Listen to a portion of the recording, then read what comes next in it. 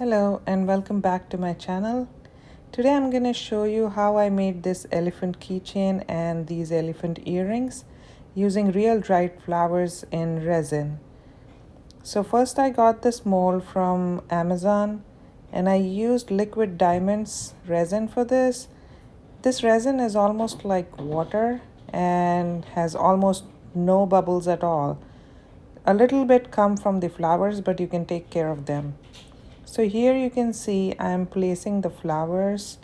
I cut the stems according to the need and I keep adding them to the mold in the pattern that I desired.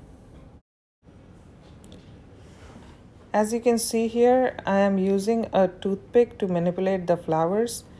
Make sure that you don't poke the flowers too much, otherwise those holes will show through the finished product, making them look dark, and it might also damage your molds.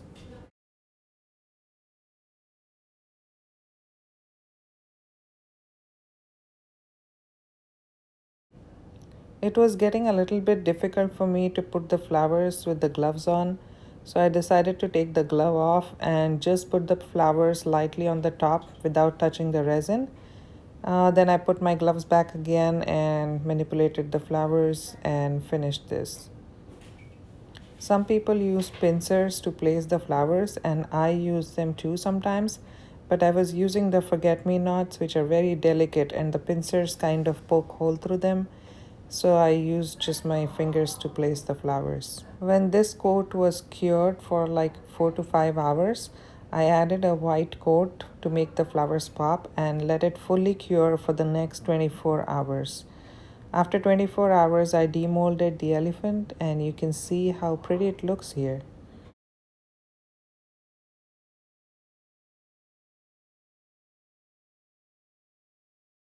The bigger elephant was a little too big for a pendant, so I made it into a keychain, and the little elephants turned out to be very cute earrings. I used the liverback earring findings on them. They look very cute with this. What do you think?